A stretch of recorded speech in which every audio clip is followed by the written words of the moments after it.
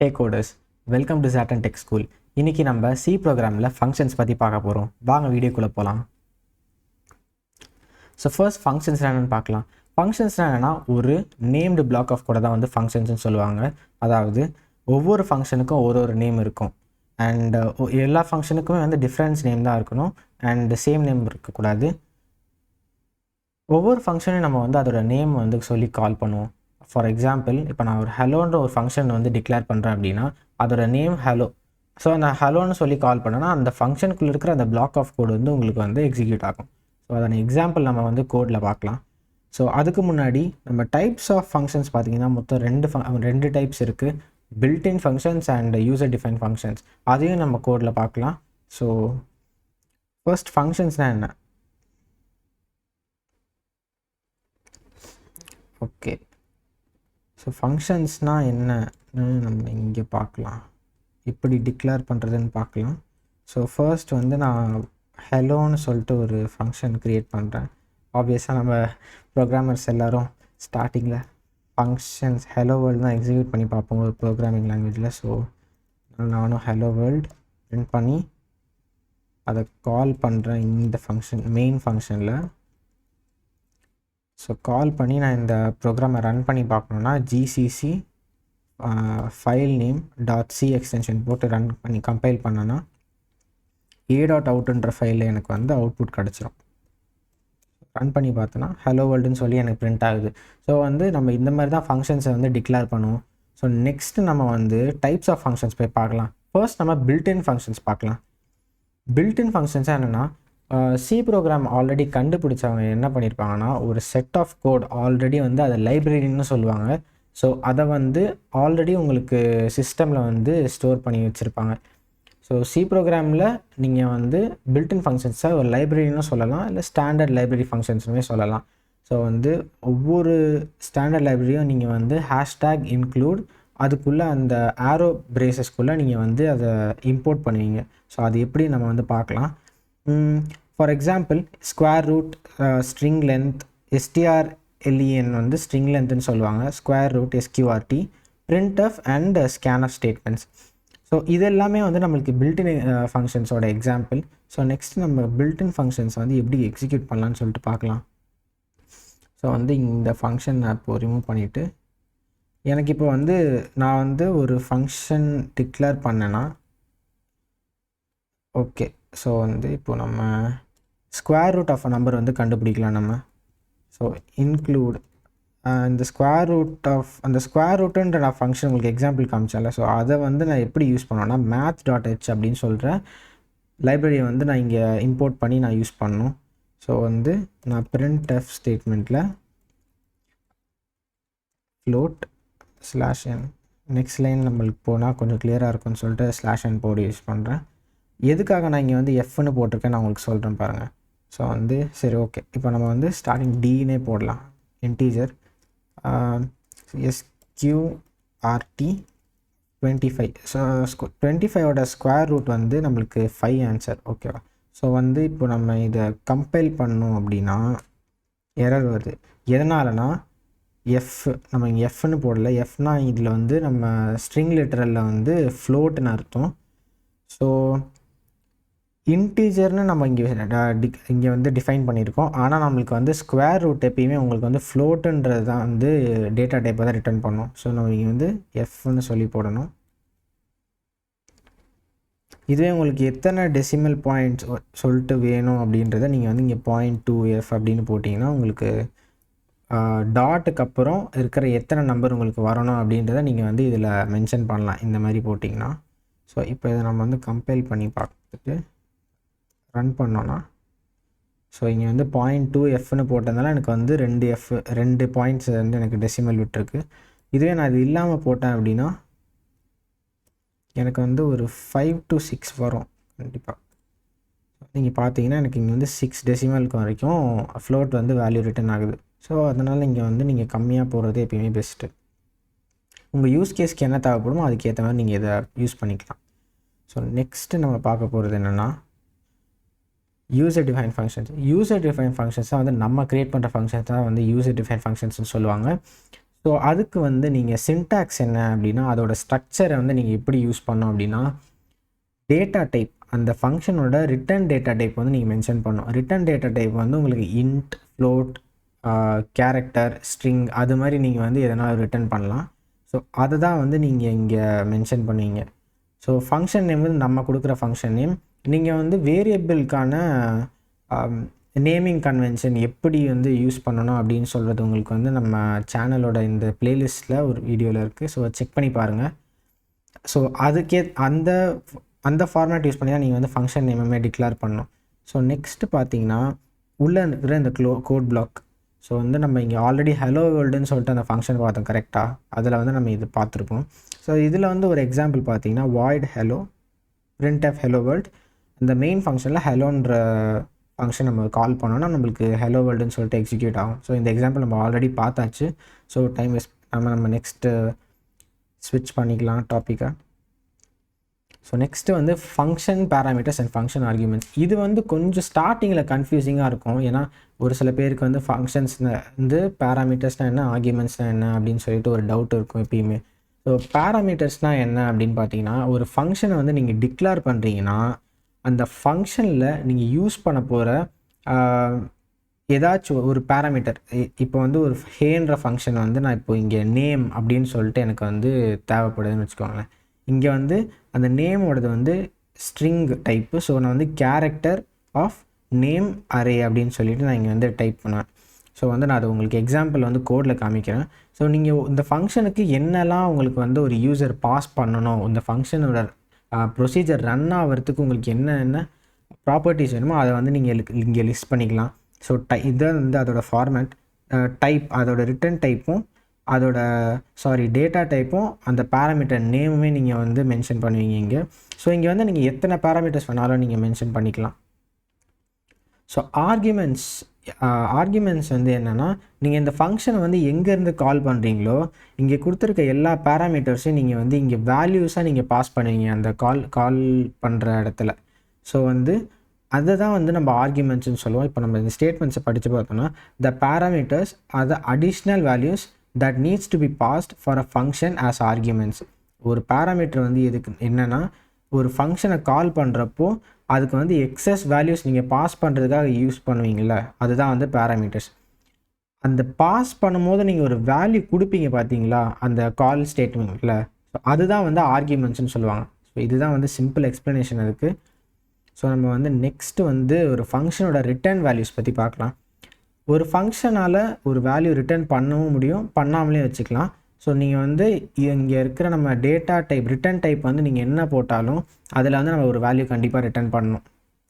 Accept main function தவிர நீங்கள் வேறு எந்த ஃபங்க்ஷன் யூசர் டிஃபைன் ஃபங்க்ஷன் நீங்கள் வந்து டிக்ளேர் பண்ணாலும் நீங்கள் வந்து அதில் ரிட்டர்ன் டைப் வந்து போட்டிங்க லைக் இன்ட், ஸ்ட்ரிங், கேரக்டர் அந்த மாதிரி நீங்கள் யூஸ் பண்ணிங்க அப்படின்னா கண்டிப்பாக வந்து அந்த ஃபங்க்ஷன் ஒரு ரிட்டர்ன் வேல்யூ கொடுக்கணும் மெயின் ஃபங்க்ஷன் தவிர.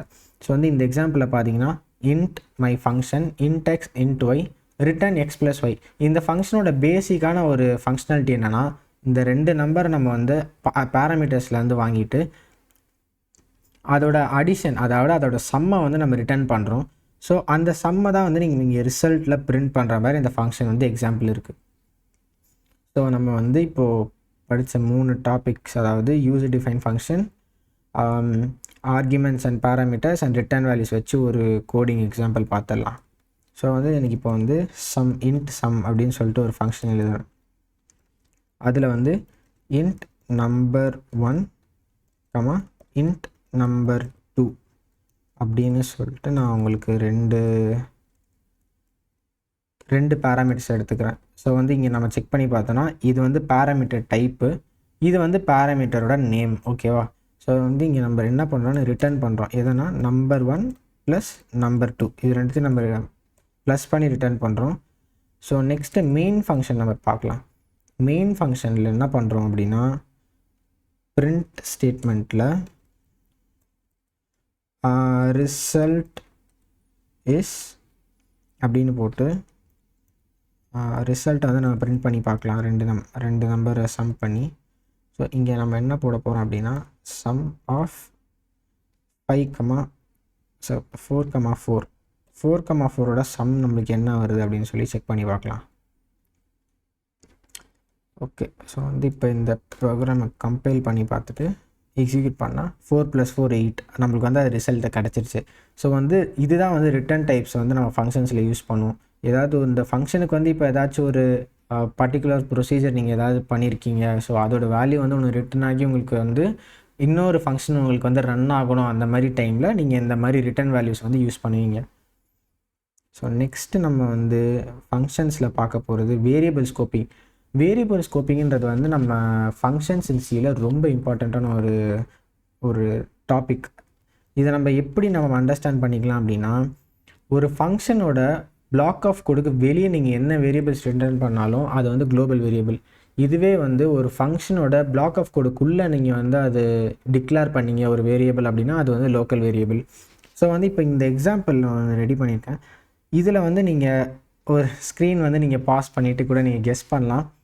ஸோ இந்த இடத்துல உங்களுக்கு என்ன ஆன்சர் பிரிண்ட் ஆகும், நீங்கள் என்ன கெஸ் பண்ணுறீங்க? ஸோ வந்து இங்கே ஏ வந்து குளோபல் வேரியபிள் 15 கொடுத்துருக்கேன்.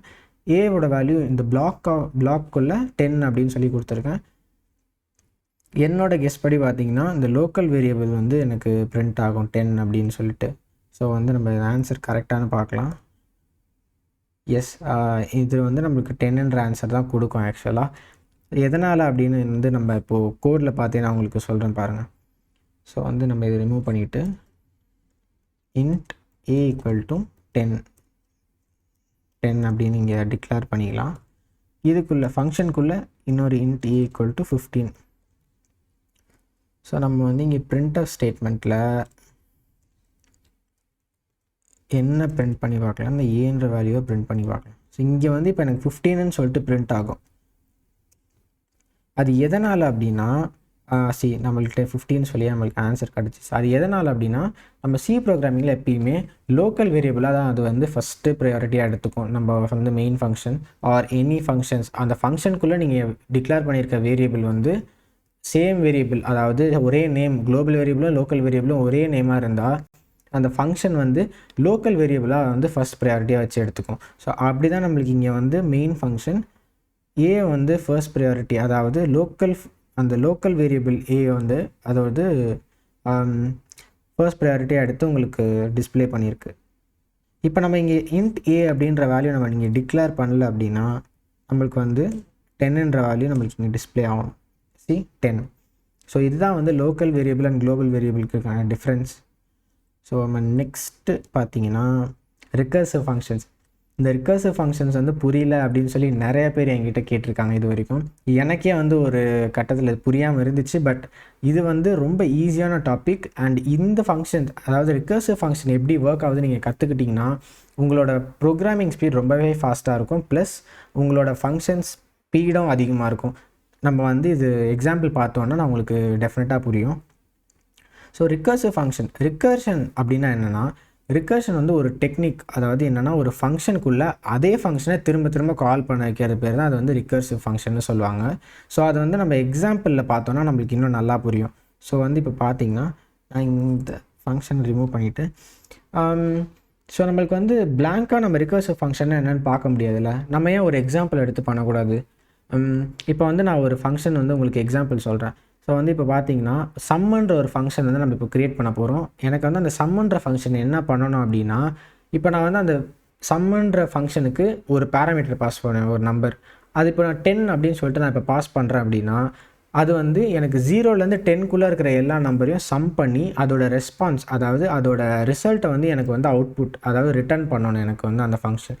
ஸோ அந்த ஃபங்க்ஷன் வந்து நான் இப்போ ரிகர்சிவ் ஃபங்க்ஷன் இது மெத்தட் யூஸ் பண்ணி பண்ண போகிறேன். அதை நம்ம எப்படி பண்ணலான்னு பார்க்கலாம். ஸோ வந்து இப்போ இன்ட் சம் அப்படின்னு நம்ம இங்கே டைப் பண்ணிவிட்டு இது வந்து இன்டீஜர் ஒரு நம்பரை வந்து எனக்கு எடுக்கும். ஓகேவா? ஸோ வந்து இங்கே பார்த்தீங்கன்னா இப்போ வந்து எனக்கு ப்ரொசீஜர் என்னென்னா, நம்பர் வந்து எனக்கு 0 ஆகிடுச்சு அப்படின்னா நான் வந்து இந்த ஃபங்க்ஷனை வந்து ஸ்டாப் பண்ணிடணும், ரிகர்சிவ் ஃபங்க்ஷனை. ஏன்னா நம்ம இப்போ 0க்கு அப்புறம் நம்மளுக்கு வந்து வேறு வேல்யூஸ் கிடையாது, நெகட்டிவ் வேல்யூஸ் தான். ஸோ ஆனால் எனக்கு வந்து 0லேருந்து அந்த நான் கொடுத்துருக்க நம்பர் வரைக்கும் எனக்கு வந்து சம் ஆகி வரணும். ஸோ இப்போ நான் என்ன பண்ணுவேன் அப்படின்னா, if number is greater than 0 அப்படி இருந்தால் மட்டும்தான் இந்த ஃபங்க்ஷன் ரன் ஆகும். இல்லை அப்படின்னா 0 ரிட்டர்ன் பண்ணிடும். ஓகேவா? ஸோ இதை நம்ம ஞாபகம் வச்சுட்டு இப்போ வந்து இங்கே printf ஸ்டேட்மெண்ட் ஒன்று டைப் பண்ணிக்கலாம். இதோட ஆன்சர் வந்து sum 10. ஓகேவா? ஸோ வந்து இப்போ நம்ம என்ன பண்ணலாம் அப்படின்னா இங்கே 10 பாஸ் பண்ணியிருக்கேன். எனக்கு இப்போ என்ன ஆகணும் அப்படின்னா இதுக்கான ஃபார்முலா வந்து நம்ம என்னென்னு யோசிக்கிறோம். ஸோ ஃபார்முலான்றது பெருசாக ஒன்றும் உங்களுக்கு காம்ப்ளெக்ஸாக இருக்காது. ஸோ இது நம்ம எப்படி எழுதலாம் அப்படின்னா நம்ம பேசிக்காக வந்து ஒரு நம்பர், அதாவது இப்போது ஒரு நம்பரை அதோட கீழே இருக்கிற நம்பர், அதாவது இப்போ 10 + 9 + 8 + 7 + 6 அந்த மாதிரி நம்ம வந்து கொண்டு போகலாம். இந்த என்னோட மெத்தடாலஜி வந்து இது நான் யோசிச்சிருக்க மெத்தடு. ஸோ இப்போ செக் பண்ணி பார்த்தீங்க அப்படின்னா நம்பர் ப்ளஸ் இந்த ஃபங்க்ஷனை திரும்ப கால் பண்ணனா எனக்கு நம்பர் -1 அப்படின்னு சொல்லி நான் யூஸ் பண்ணணும். இல்லை இப்படி தான் வந்து ரிகர்சிவ் ஃபங்க்ஷன் யூஸ் பண்ணுவாங்க. இங்கே பார்த்தீங்கன்னா இப்போ நான் இந்த ஃபங்க்ஷன் சம்முன்ற ஃபங்க்ஷனுக்குள்ளேயே நான் வந்து அதே ஃபங்க்ஷனை திரும்ப கால் பண்ணி அதுக்குள்ளே ஒரு வேல்யூவை நான் பாஸ் பண்ணுறேன். ஸோ வந்து இதோட அவுட்புட் வந்து எப்படி வருது நம்ம செக் பண்ணி பார்க்கலாம். 55ன்னு வரணும். ஏன்னா இந்த ஃபங்க்ஷன் நான் ஆல்ரெடி நிறைய தடவை ரன் பண்ணி பார்த்துட்டேன். எக்ஸாக்ட்லி 55 நம்மளுக்கு வந்து அவுட்புட் கிடச்சிருச்சு. ஸோ இது வந்து எப்படி ரன் ஆகுது அப்படின்னு சொல்லி ஆக்சுவலாக எப்படி எக்ஸிக்யூட் ஆகுதுன்னு சொல்லிட்டு நம்ம பார்க்கலாம். ஸோ ஃபர்ஸ்ட் வந்து இங்கேருந்து ஸ்டார்ட் பண்ணலாம். இங்கே வந்து நான் 10 அப்படின்னு சொல்லிட்டு வேல்யூ பாஸ் பண்ணியிருக்கேன். ஓகேவா? ஸோ வந்து 10 நான் பாஸ் பண்ணப்போ இப்போ இந்த ஃபங்க்ஷனுக்குள்ளே 10ன்ற வேல்யூ வந்து வந்துருச்சு.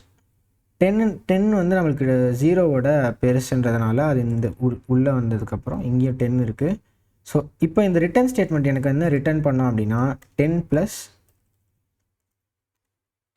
+ sum of 10 - 1. 10 - 1 வந்து 9. இதுதான் வந்து இந்த ஃபங்க்ஷன் எனக்கு வந்து ஃபஸ்ட்டு ரிட்டர்ன் பண்ணோம். ஓகேவா? ஸோ இப்போ நெக்ஸ்ட்டு வந்து இதோட ரிசல்ட் என்ன வரும் அப்படின்னு பார்த்தீங்கன்னா 10 + 9 + sum of 8 இப்படி தான் எனக்கு வரும். இப்போ நம்மளுக்கு இங்கே எப்படி வந்துச்சு? Number plus sum of number -1. கரெக்டாக? இப்போ எனக்கு வந்து திரும்ப இந்த sum of 9 போனீங்கன்னா இப்போ எனக்கு திரும்ப என்ன வரும்னா இந்த இடத்துல எனக்கு வந்து 9 வந்துடும். இந்த இடத்துல எனக்கு 9 வந்துடும். ஸோ அதை தான் இங்கே நான் போட்டிருக்கேன். இந்த இடத்துல sum of 9 - 1 அப்படின்னு வரும். அதுதான் நான் வந்து இங்கே போட்டிருக்கேன். ஸோ வந்து எனக்கு இந்த ஸ்டேட்மெண்ட் இப்போ வந்து ஃபார்ம் ஆகிடுச்சு. ஓகேவா? ஸோ எனக்கு என்ன ஆகும்னா இப்போ நம்ம வந்து பாட்மாஸ் ரூல் படி அடிஷன் வந்து ஃபர்ஸ்ட் நம்மளுக்கு எக்ஸிக்யூட் ஆகிடும் இங்கே. ஸோ அப்போ 10 + 9ன்றது 19 அப்படின்னு சொல்லிட்டு மாறும். அப்போ நம்மளுக்கு என்ன வந்து அவுட்புட் வரும்னா 19 + sum of 8 அப்படின்னு சொல்லிட்டு நம்மளுக்கு இங்கே வந்துடும். ஸோ இப்போ 19 + sum of 8 அப்படி என்ன வரும் அப்படின்னு பார்த்தீங்கன்னா நம்ம ஈஸியாக கெஸ் பண்ணலாம். 19 + 8 + sum of 7 அப்படின்னு சொல்லிட்டு நம்மளுக்கு இங்கே வந்துடும். ஸோ வந்து இப்போ இதை வந்து என்ன ஆகும்னா 8 and 19 வந்து உங்களுக்கு ப்ளஸ் ஆகும். 8 and 19 ப்ளஸ் பண்ணால் நம்மளுக்கு 27ன்னு சொல்லிட்டு நம்மளுக்கு அவுட்புட் வரும். ஸோ இப்போ நம்ம வந்து 27 + 7 + sum of 6 அப்படின்னு சொல்லி வரும். ஸோ இந்த ப்ராசஸ் வந்து நம்மளுக்கு லைனாக ரன் ஆகிட்டே இருக்கும். எப்போ வரைக்கும் ரன் ஆகும் அப்படின்னா நம்மளுக்கு நம்பரோட வேல்யூ 0 வர வரைக்கும் நம்மளுக்கு ரன் ஆகும். ஸோ இப்போ நம்ம பார்த்திங்கன்னா இது ஃபுல்லாக ரிமூவ் பண்ணிவிட்டு எப்போ வரைக்கும் வரும்? ஸோ 54 கடைசியாக நம்மளுக்கு வரணும். ஆக்சுவலாக 2 கிட்ட வரும்போது நம்மளுக்கு 54 அப்படின்னு சொல்லிட்டு வரணும். ஸோ 54 + sum of 1 அப்படின்னு சொல்லிட்டு இதுதான் வந்து ஆக்சுவலாக நம்மளுக்கு இங்கே ஃபுல்லாக அடிஷன் ஆனதுக்கப்புறம் அவுட்புட் வரணும். ஸோ இதை நீங்கள் பார்த்தீங்கன்னா 54 + 1 + 1 - 1 0. ஸோ என்ன ஆகிடும்னா நம்மளுக்கு இங்கே இந்த 0வே ரிட்டர்ன் ஆகிடும் திரும்ப. எப்படி அப்படின்னா 1 - இங்கே 0 வந்திருக்கு. திரும்ப கால் பண்ணுறப்போ நம்மளுக்கு இது ரிட்டர்ன் ஆகாது. இது ஆட்டோமேட்டிக்காக என்ன ஆகிடும்னா இங்கே ரிட்டர்ன் ஆகிடும். ஓகேவா? ஸோ வந்து இதுக்கான ஆன்சர் நம்மளுக்கு வந்து 55. ஸோ இப்படி தான் வந்து நம்மளுக்கு ரிகர்சிவ் ஃபங்க்ஷன் வேலை செய்யும். இது ரொம்ப ஈஸியான டாபிக். சப்போஸ் உங்களுக்கு வந்து இது கன்ஃபியூஷனாக இன்னும் இருக்குது, இன்னும் இதில் டவுட்ஸ் கிளியர் ஆகலை அப்படின்னா நீங்கள் கமெண்ட் செக்ஷனில் நீங்கள் டிஸ்கிரைப் பண்ணுங்கள் உங்களுக்கு என்ன டவுட்டாக இருக்குன்னு. நான் அது உங்களுக்கு சால்வ் பண்ணுறேன். ஸோ ஃபங்க்ஷன்ஸ் வந்து அவ்வளோதான் ஃப்ரெண்ட்ஸ். ஃபங்க்ஷன்ஸ் இவ்வளோ தான். ஸோ சி ப்ரோக்ராமிங்கில் ஃபங்க்ஷன்ஸ் வந்து ரொம்ப ஈஸியாகவே கற்றுக்கலாம். ஸோ இந்த வீடியோ உங்களுக்கு பிடிச்சிருந்தால் லைக் பண்ணுங்கள், ஷேர் பண்ணுங்கள் அண்ட் சப்ஸ்கிரைப் பண்ணுங்கள். மறக்காமல் பெல் பட்டன் அழுத்தி ஆல் போட்டுக்கோங்க.